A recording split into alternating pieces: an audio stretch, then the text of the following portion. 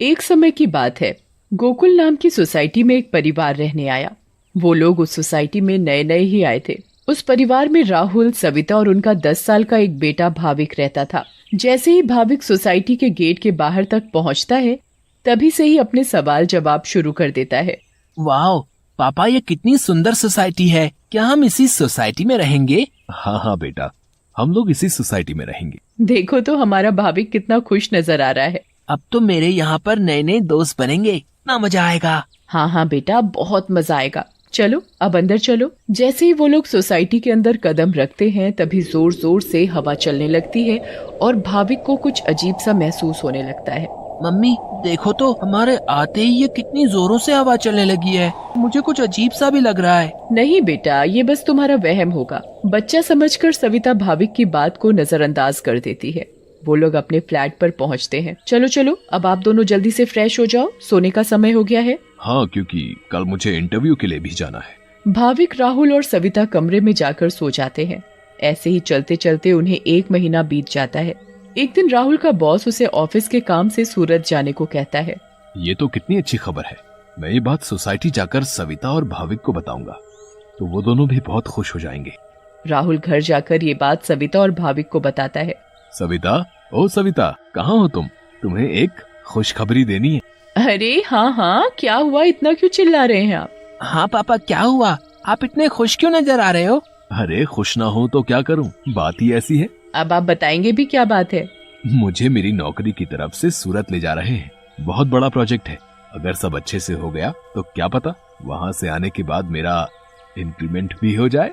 अरे वाह, ये तो बहुत अच्छी खबर है। वाह पापा, आप तो सूरत जा रहे हो। मैं भी जाऊंगा, मैं भी जाऊंगा। बेटा, मैं तुम्हें अपने साथ नहीं ले जा सकता। और सविता, तुम मेरा सामान पैक कर दो। मुझे आज ही रात 12 बजे तक निकलना है। मैं बस कुछ ही दिनों के लिए जा रहा हूँ। सविता राहुल का सामान पैक कर देती है और राहुल उसे रात 12 बजे सूरत के लिए निकल जाता है। चलो भाविक, अब तुम भी जल्दी से दूध पीकर कमरे में सोने चलो। ठीक है मम्मी। सविता और भाविक अपने कमरे में चले जाते हैं। सविता तो सो जाती है, मगर भाविक को नींद नहीं आती। बहुत तेज बारिश होने लगती है। भाविक बालकनी में जाकर खड़ा हो जाता है और बारिश के मजे लेने लगता है। वाह, कितना सुंदर नजारा है। भाविक की नजर अचानक सामने वाले फ्लैट पर पड़ती है, तो वहाँ एक मोमबत्ती जल रही होती है। ये क्या है? ये सामने से कैसी रोशनी दिखाई दे रही है? ऐसा लग रहा है जैसे कोई मोमबत्ती जली हुई हो। अगर जब से हम यहाँ आए हैं तब से तो ये फ्लैट बंद पड़ा है। भाविक को फिर अचानक से एक औरत चलती हुई दिखती है। अरे ये औरत कौन है? कहीं यहाँ कोई भूत तो नहीं? मम्मी, मम्मी, भूत, भूत, मम्मी, मम्मी बचाओ, मुझे बचाओ। क्या हुआ बेटा, क्या हुआ? तुम इतना क्यों घबरा रहे हो? मम्मी, वो भूत, भूत। क्या बोले जा रहे हो तुम? ठीक से बोलो, मुझे कुछ भी समझ में नहीं आ रहा है। मम्मी, मुझे नींद नहीं आ रही थी तो मैं बालकनी में जाकर खड़ा हो गया और बारिश देखने लगा। तभी मैंने सामने के फ्लैट में जलती हुई मोमबत्ती देखी और एक औरत को देखा। नहीं बेटा, ये भूत वूत कुछ नहीं होता। ये तुम्हारे मन का वहम है। नहीं मम्मी, मैं सच कह रहा हूँ। नहीं बेटा, चलो अब सो जाओ, रात बहुत हो रही है। नहीं, मैं आपको लेकर जाता हूँ। अच्छा चलो, दिखाओ कहाँ है भूत। फिर भाविक सविता को बाहर लेकर जाता है। कहाँ है भूत? मुझे तो कहीं कोई नहीं दिख रहा। मम्मी देखो, वहाँ पर देखो, वो सामने वाले फ्लैट में। अरे बेटा, कुछ भी नहीं है वहाँ पर। नहीं मम्मी, मैं झूठ नहीं बोल रहा। अच्छा ठीक है ठीक है, चलो अब जल्दी कमरे में जाओ और सो जाओ। फिर वो दोनों कमरे में जाकर सो जाते हैं। भाविक, अब तुम्हें डरने की कोई जरूरत नहीं है। मैं तुम्हारे साथ सो रही हूँ ना, अब तुम आराम से सो जाओ। अगली सुबह भाविक सोसाइटी के दूसरे बच्चों से मिलता है। तुम सबके नाम क्या है? मेरा नाम पिंकू है। मेरा नाम सोनू है। और मेरा नाम गोली है। सारे बच्चे मिलकर पूरा दिन खूब मस्ती करते हैं। फिर रात में सारी औरतें सोसाइटी कंपाउंड में बातें करती हैं। तभी सविता रात की बात सारी औरतों को बताती है। दूसरी ओर भाविक और उसके सारे दोस्त लुका छुपी खेल रहे होते हैं। पिंकू गिनती करना शुरू कर देता है। तभी सारे बच्चे इधर उधर छिप जाते हैं, मगर भाविक खेल खेल में अपने फ्लैट के सामने वाले फ्लैट के दरवाजे तक पहुंच जाता है। उसे ये पता नहीं होता कि ये वही फ्लैट है जिसमें कल रात उसने एक औरत को जलती हुई मोमबत्ती के साथ देखा था। अरे ये दरवाजा तो खुला हुआ है और यहाँ तो कितनी सारी लाइटें हैं। चलो अब मैं जल्दी से इस घर में छिप जाता हूँ ताकि मुझे कोई ढूंढ ही ना पाए।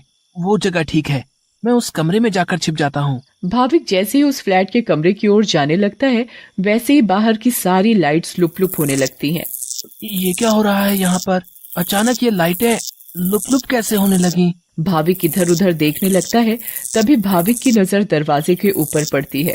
ये दरवाजे के ऊपर क्या लिखा हुआ है? भूत! मम्मी, मम्मी बचाओ बचाओ! भाविक चिल्लाते हुए सोसाइटी कंपाउंड में जा पहुंचता है। अरे, ये आवाज तो भाविक की लग रही है। ये तो भाविक की आवाज है। भाविक की आवाज सुनकर सारी औरतें और आदमी कंपाउंड में जमा हो जाते हैं। तभी वो देखते हैं कि सामने से भाविक भागते भागते चला आ रहा है। मम्मी, मम्मी, वहाँ सच में वहाँ भूत है। क्या हुआ बेटा भाविक? हाँ बेटा, क्या हुआ? तुम इतने घबराए हुए क्यों लग रहे हो? हाँ बेटा, कुछ तो बताओ। कहीं तुमने फिर से सामने वाले फ्लैट में भूत तो नहीं देख लिया? भूत? भूत? कहाँ है भूत? मैं छुपने के लिए एक फ्लैट में चला गया क्योंकि उसका दरवाजा खुला हुआ था। मैंने वहाँ लिखा देखा। क्या लिखा देखा और कहाँ देखा? कि यहाँ से चले जाओ वरना मैं तुम्हें मार दूंगी। चलो बेटा, तुम हमें वहाँ लेकर चलो। हाँ हाँ, चलो अंकल, मैं आपको वहाँ लेकर चलता हूँ, आप खुद ही देख लेना। भाविक सभी लोगों को उस फ्लैट में लेकर जाता है। कहाँ लिखा है बेटा? अरे, यहीं तो लिखा था। चलो भाई, यहाँ तो कुछ भी नहीं है। बेटा भाविक, चलो अब चलो। सभी लोग भाविक को वहाँ से ले जाते हैं, मगर भाविक उस दरवाजे को देखते देखते चलता है। नहीं अंकल, मैं सच बोल रहा हूँ। हमें इस बच्चे की बात एक बार मान लेनी चाहिए और आज रात मिलकर सोसाइटी पर नजर रखनी चाहिए। हाँ, आप सही बोल रहे हो। क्या पता ये सब सच हो।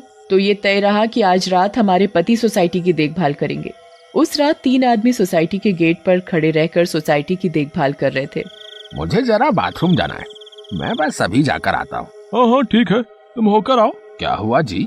गुड्डू को बहुत डर लग रहा है और वो बोल रही है कि आप ही उसे सुलाएंगे, तो आप जरा ऊपर आकर उसे सुला जाएंगे। ठीक है, अभी आता हूँ। दूसरा आदमी पहले आदमी से बोलता है। मैं जरा अपनी बेटी को सुलाकर आता हूँ, उसे डर लग रहा है। अब सोसाइटी के दरवाजे पर सिर्फ रमेश यानी तीसरा आदमी ही बचता है। कहाँ रह गए ये दोनों? वो आदमी इधर उधर घूमता रहता है और अब उसे भी अकेले डर लगने लगता है।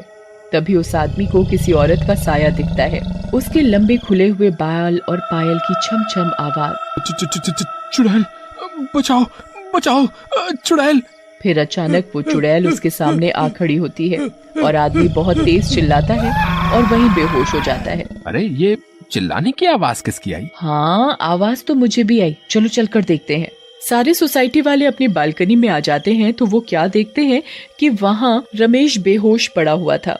ये आवाज कैसी आई थी? फिर सोसाइटी वाले नीचे आ जाते हैं तो वो वहाँ पर रमेश को जमीन पर पड़ा हुआ देखते हैं। सब जल्दी से नीचे आते हैं। सविता और भाविक भी नीचे आ जाते हैं। अरे, कोई इन्हें होश में लाओ। उठिए भाई साहब, उठिए। फिर कुछ ही देर में रमेश को होश आता है और वो सारी बात सोसाइटी वालों को बताता है जो उसके साथ कुछ देर पहले हुई थी। तभी सोसाइटी में अजीब सी आवाजें आने लगती हैं। मम्मी, देखा ना, मैंने बोला था ना कि भूत है। हाँ बेटा, तुम सही कह रहे थे। तभी सोसाइटी के बीचों बीच धुआं उठने लगता है और वहाँ वो चुड़ैल आ जाती है। कौन हो तुम और क्यों हमें इतने दिनों से परेशान किया हुआ है? हाँ हाँ बताओ, क्यों तुमने इतने दिनों से इन लोगों को परेशान किया हुआ है? हम भी तो इसी सोसाइटी में रहते हैं। तुमने कभी हमें तो परेशान नहीं किया, तो इन लोगों को ही क्यों? हाँ हाँ बोलो बोलो। तुम्हारी वजह से मैं कितना डर गई थी। बताती हूँ, सब बताती हूँ। कई सालों पहले जब मेरी शादी हुई तो मैं और मेरे पति रवि सविता के सामने वाले फ्लैट में रहने आए।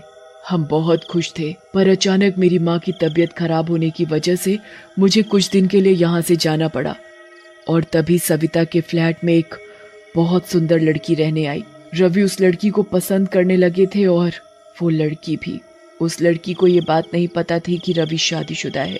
मैं जब वापस आई और मुझे ये सब पता लगा तो मैंने रवि को समझाने की बहुत कोशिश की, बहुत लड़ाई की, पर वो नहीं माने। रवि मुझे छोड़कर उस लड़की से शादी करना चाहते थे और एक दिन रवि और वो लड़की चुपके से अचानक कहीं चले गए। मैंने उन्हें ढूंढने की बहुत कोशिश की मगर वो मुझे कहीं नहीं मिले। और एक दिन मैंने उन दोनों को बाजार में साथ देखा। उन दोनों ने शादी कर ली थी। मैं भागते हुए घर आई और ये बात मुझसे बर्दाश्त नहीं हुई और उसी रात मैंने फ्लैट से कूदकर अपनी जान दे दी। और उस दिन से इस फ्लैट में किसी को रहने नहीं देती जिसमें सविता और उसका परिवार रहता है। हमें बहुत दुख हुआ सुनकर जो भी तुम्हारे साथ हुआ, पर इसमें मेरे और मेरे परिवार का क्या कसूर है? हाँ आंटी, आप तो अच्छी आंटी हो, ऐसे कैसे कर सकती हो? चुड़ैल भाविक की मासूमियत देखकर पिघल जाती है। ठीक है, अब मैं तुम लोगों को कभी परेशान नहीं करूंगी। ऐसा कहते ही वो चुड़ैल हवा में गायब हो जाती है और कभी किसी को परेशान नहीं करती।